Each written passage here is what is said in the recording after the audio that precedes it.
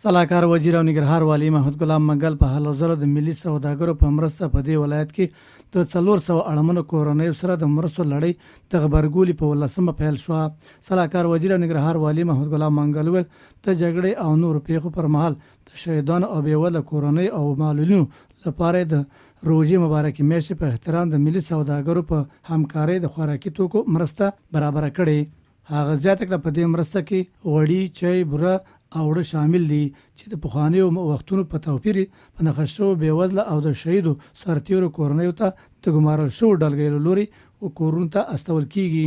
په ننګرهار کې له بېوزله کورنیو سره د شهداو له وارثینو سره له معلولینو سره او همدارنګه د جګړې له قربانیانو سره په دې روژه مبارکه میاشت کې مرسته ترسره کیږي.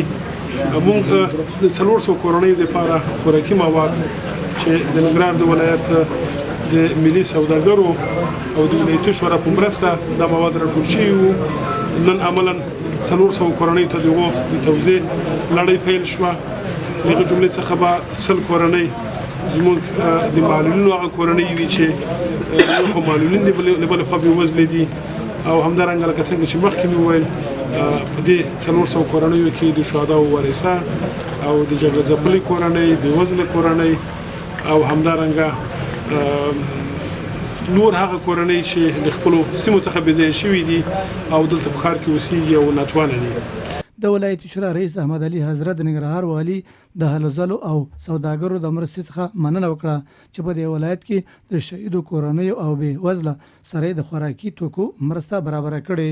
هغه په نورو پانګوالو او سوداګرو هم غږ وکړ چې روژې مبارکي میاشتې په احترام په خپلو سیمو کې له بېوزله کورنیو سره د خوراکي توکو ترڅنګ نورې مرستې ترسره کړي.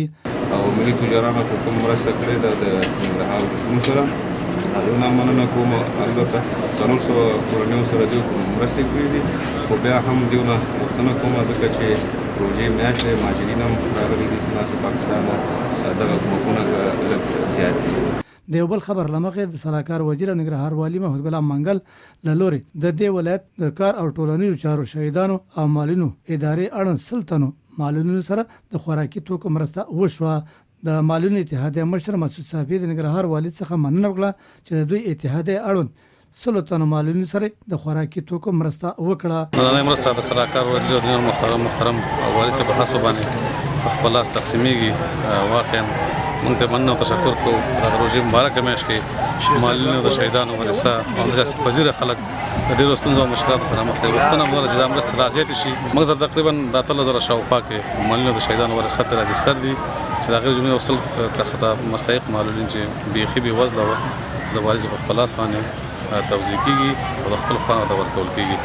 او باقي مانده نور ټولو ملي تجارانو او سرمایه‌دارانو ورونو مشرانو ټول نه غوښتنه کوو چې د غریب خلکو سره مرسته وکړو. سلاکار وزیر او نګرهار والي محمد ګلام منګل هم د یادې مرستې د ورکړې پر مهال د معلولینو اتحادیې غړو سره ژمنه وکړه چې د دوی سره به د لا زیاتو مرستو د ترسره کولو په برخه کې همکاري وکړي.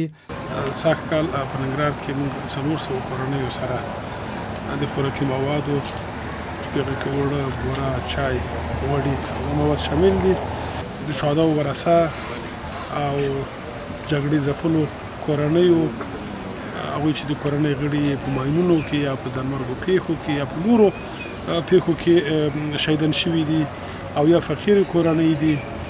د دغه کورنیو سره مرسته وشوه خو یو توپیر دا و پکې چې سږ کال موږ ټیمونه توظیف کړل او هرې کورنۍ ته د دوی د کور په دروازه کې مواد تسلیم شول. 100 کورنۍ زموږ معلولین ورونه او عزیزان وو چې هغوی ته دلته مواد وویشل شول. جمعاً 400 کورنۍ دې کې د ننګرهار د ولایت ملي سوداګرو پانګوالو مرسته کړې وه چې زه ترې مننه کوم. د یادونې وړ ده چې د ننګرهار والي محمد ګلام منګل له لوري وروستیو کې په دې ولایت کې د بېلابېلو پیښو په ځانګړي ډول د امنیتي منصوبینو په لیکو کې د شهیدو سرتیرو کورنۍ او نورو بېوزله وګړو لیستونه ترتیب او د منظمو ډلګیو له لوري به کورونو ته د مرستې لیږد پیل شوی.